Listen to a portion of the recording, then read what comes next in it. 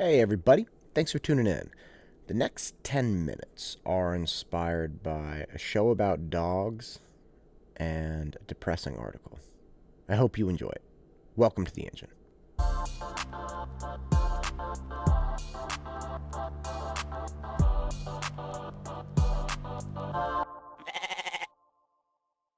There's plenty in the news that can depress you.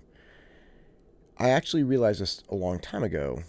It's not that complex or crazy, but I was in my early 20s and I was like, what am I doing reading the news? It just bums me out. Now, again, this is not a new concept. There's some people that say, hey, it's good to be informed, it's good to read the news, and that's fine. I'm I don't criticize those people. But some people get what I'm saying and they're like, yeah, I don't read the news either. They're just they're just upset by it. Just there's no way you can manage it. So there are some people that read it and they're upset by it and they accept that, but they think the trade-off of being informed is important. And there are some people that are so upset by it they just stop reading it. They're like, "What? I can't read this." And I think those are both fine positions. But my position has actually kind of changed a little bit in that I read the news a little bit now. It's kind of hard not to. It's kind of hard to not be curious about what's going on in the world, especially considering all of the horrendous things that are happening. So I do read the news a little bit, but I'm not really that affected by it. And this causes some problems for me, specifically with people that I'm communicating with, that I'm close with, because they'll present a piece of information or a piece of news, and I'll kind of be apathetic to it.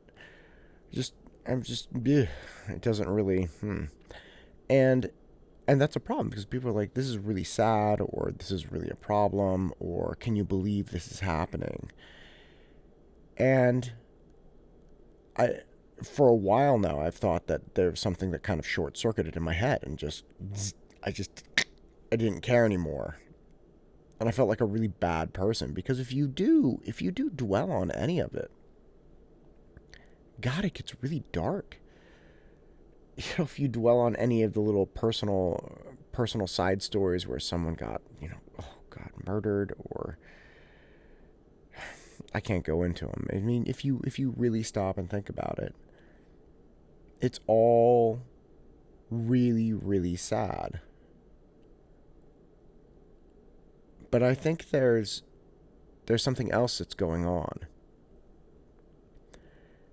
And I've only just recently kind of figured it out, and it's kind of like dogs. Because I thought of this just a couple days ago. So dogs are dogs, and we all love dogs. God bless them. And I was watching a show with my boys, and it was about these rescue dogs that this company takes, and they train these rescue dogs to be these search dogs. And they have this giant rubble pile in the middle of nowhere. Giant, I mean like several acres, and we're talking concrete and giant tubes, and just I mean, it looks like a building collapsed, a giant one, and there's stuff everywhere, and there's school buses and whatnot. So there are hundreds and hundreds of places for people to hide in this man-made rubble pile, and the trainers train these dogs to be able to sniff out the people hiding, and they'll of course be heroic and go into real disaster zones like tornadoes or earthquakes or worse, and find human beings and save them. And they do this all with their nose. It's amazing. I mean, dogs have very sensitive hearing. That's fine, but they're not using their hearing here to hear somebody breathing. They're using their noses to find human beings. I was thinking about how insanely sensitive a dog's nose must be able to find a human being in a pile of rubble, acres and acres large. Like, how are you going to do that. And again, dogs' noses are something like, some dogs, not all, but some dogs, they're like 10,000 times more sensitive than our noses are. It's unbelievable. And it literally is unbelievable because you can't really comprehend it. It's kind of like bees seeing some degree of infrared. Like, you can't comprehend what seeing infrared looks like, or seeing a pollination of a flower just by staring at it from like 10 feet away. You can't understand these things, but bees can. So I was thinking about this dog, and instantly I thought about, if you're a dog with the degree of sensitivity of your nose 10,000 times greater than mine, why the hell would you smell other dogs' butts? Right, or like, why would you stick your nose in dog poo? Like, God. And it's true. It's true. Dogs stink, and dog poo stinks, and they like eat dog poo and vomit, and they just, they smell each other's butts all the time, and it killed me because I was like, what are you doing? And this show just brought it back to me. I was like, God, if I could smell things like that, I would never smell dog poo. I would never smell a dog's butt. I would be so far away from them that I would never, ever, ever want to smell that because it just smells crappy. and it really brought me back to what I was thinking with the news. And here's the thing. Dogs have a sensitivity and a nuance with smells that I can't understand. But they understand smells in a far greater way than I do. Now, when I smell something, I'm like, well, that smells good or it smells bad. And that's it. I have no nuance. Dog crap smells like dog crap, and that's terrible. And a wonderful plate of pasta smells like a wonderful plate of pasta. There is no middle ground. It's great. But that's not the world for dogs. The world for dogs is infinitely more gray. The world for dogs is infinitely more nuanced and delicate. And it's not just good or bad. And that's kind of the world of news to me. Now, I'm not saying I'm some kind of information genius in the slightest. But what I do have is a pretty good imagination. I have a pretty good way of comprehending nuances or seeing through just dog poo or plate of pasta. It's kind of like, what's in there? There's something else here. And that's what has allowed me to dispassionately sift through media. And the classic example that I've had rattling around my head for some time now is the Paris Climate Accord.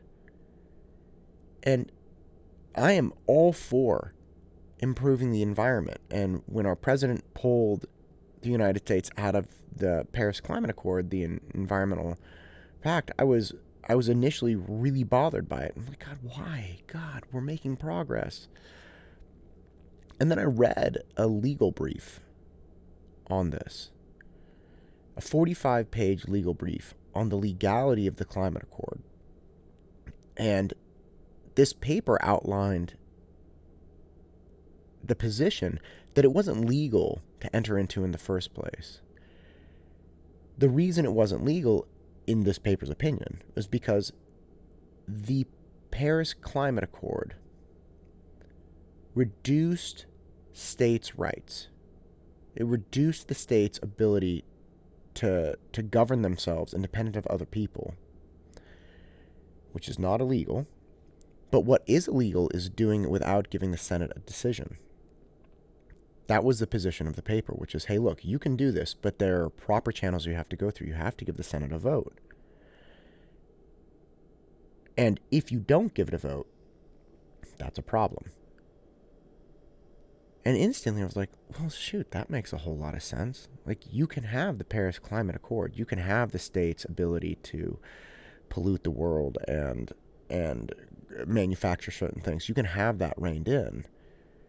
But we can't give that decision to somebody outside of our country without allowing people to vote on it. Like, we can enter into this stuff and agree to whatever some committee in Germany decides. We can do that, but we have to allow people to say, like, yeah, I agree to do that. And that made a lot of sense to me. And all of a sudden, I'm like, well, maybe there are nuances to this. And that's how I see a lot of things. There's so many things today in the media, and there are so many things on the national level that just smell like dog shit. Initially. And they're presented that way. And there are also giant bowls of amazing pasta that are presented that way. Oh, doesn't this smell good? Or, oh, doesn't that smell bad? It's just binary. It's just black and white. But I think they stay black and white because there's a failure for people to see the gray. Just like dogs. If you don't develop your sensitivity and nuance to smell and distinction to what's going on in the air around you, and recognize that it's all not just pasta or dog shit. If you develop that, you can have the knowledge of what's going on in the news, but you can also look at it from a different position where you're not super upset by it. You can develop a, well, maybe kind of position. And ultimately, I think that's something that's very important because it allows you to get a deeper understanding of what's really going on. Just like dogs sniffing dog butts. I've never done it. I'm never going to do it. But I know the dog is trying to figure something out. And it can sift through all this shit to get there. And it can do it happily.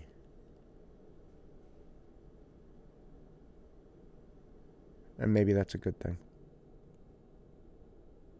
So the next time you see something that seems really crappy, maybe think about what a dog does, what a dog has to go through to really get to the bottom of a situation. Take a step back. Try to conceptualize a gray area. And maybe you'll be as happy as those little puppies running around the park. I'm Matt Todd, and this is the engine that drives me. Go out and crush it.